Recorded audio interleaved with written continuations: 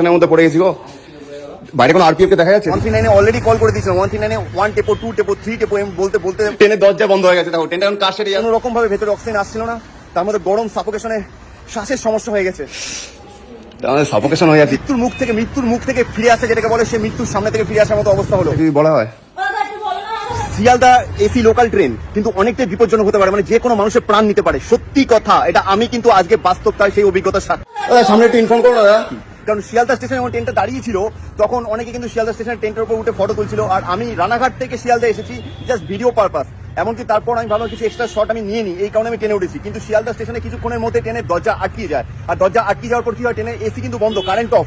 বুঝতে পারছো, current of, AC বন্ধ। সেই অবস্থায় যদি ভেতরে ট্রেনের ভেতরে থাকা হয় 20 থেকে 25 মিনিট, শিয়ালদা স্টেশনে আমার এটা খারাপ লাগলো। শিয়ালদা স্টেশনে যারা আরপিএফ ছিল তাদের কাছে বাইরে থেকে আমি কি বলছি আমার কথা শুনতে পাচ্ছে না, কিন্তু ওরা বুঝতে পারছে এরা আটকে গেছে। আমার সঙ্গে আরো 5-6 জন ছিল কাকু, যারা শিয়ালদা স্টেশনে উঠেছিল ফটো তোলার জন্য। আমি কিন্তু টিকিট কেটে এসেছি, ওদের টিকিট ছিল না, ওদের একটা ভয় ছিল। কিন্তু তারপরেও আরপিএফটা কোনো রকম ভাবে চেষ্টা করলো, উল্টো গালাগালি দিচ্ছে। ওদের এক্সপ্রেশন দেখে যেটা আমি কাছের ভেতর থেকে বুঝতে পারছি, ওরা রীতিমতো গালাগালি দিচ্ছে আমাদের, মানে কেন এরকম হচ্ছে। কিছু একটা হেল্প করো, লোকো পাইলটকে বলো দরজাটা খোলার জন্য, কেউ একটু হেল্প করেনি। কি হবে বুঝতে পারছিলাম না। প্রায় 20 মিনিট লাগলো কার সেরে আসতে, আর কার সেরে আসতে আসতে মানে নিঃশ্বাসের সমস্যা হচ্ছে। আমি রীতিমতো এসি ট্রেনের যে দরজার যদি কোনায় যদি একটু ফাঁক থাকে, সেই ফাঁকের কাছে নাক নিয়ে গেছিলাম যদি একটু অক্সিজেন নিঃশ্বাস নেওয়া যায়, কিন্তু কোনো রকম ভাবে ভেতরে অক্সিজেন আসছিল না, তার মধ্যে গরম সাফোকেশনে শ্বাসের সমস্যা হয়ে গেছে। আমি ছাড়াও প্রত্যেক আরো একটা লেডিস ছিল, সে তো রীতিমতো মাটিতে পড়ে গেছে। আর ওই সিচুয়েশনে ভিডিও করার মতো সত্যি মানে মানসিকতা ছিল না, মানে মৃত্যুর মুখ থেকে ফিরে আসে যেটাকে বলে, সে মৃত্যুর সামনে থেকে ফিরে আসার মতো অবস্থা হলো। আর এখন আমি আছি শিয়ালদা কার শেডের বাইরে। এই তোমরা দেখলে বুঝতে পারবে, এই হচ্ছে শিয়ালদা কার শেড। তোমরা দেখো বাইরে, এই যে দেখতে পাচ্ছ শিয়ালদা কার শেড থেকে নিচে যে রাস্তাটা যাও, রাস্তাতে নেমে ফুটপাতের কাছে এখানে বসে তোমার সঙ্গে ভিডিওটা করছি। তাই তোমরা কখনো শিয়ালদা এই মেন লাইনে যদি তোমরা এসি ট্রেনে ওঠো, কখনো কিন্তু এই ভুলটা করো না যে ট্রেন দাঁড়িয়ে যাওয়ার পর শিয়ালদা বা রানাঘাট স্টেশনে ট্রেনে উঠলে ফটো তুললে বা ভিডিও করলে যে কোনো সময় গেট আটকে যেতে পারে। আর গেট আটকে যাওয়ার পর ট্রেন কিন্তু সোজা কার শেডে দাঁড়াবে। আর সেখান থেকে কার শেডে যদি কেউ কিভাবে হলো তোমাদের বলছি, যদি কেউ দেখে, মানে দিনের বেলা ছিল বলে দেখলো। আর আমি কার সেটে যখন ঢুকছে তখন 139 অলরেডি কল করে দিয়েছিলাম। 139 1 টেপো 2 টেপো 3 টেপো বলতে তারপর পিএনআর নাম্বার চাচ্ছে। আমি বলছি পিএনআর নাম্বার না, মানে ওদেরকে বোঝাবে কে?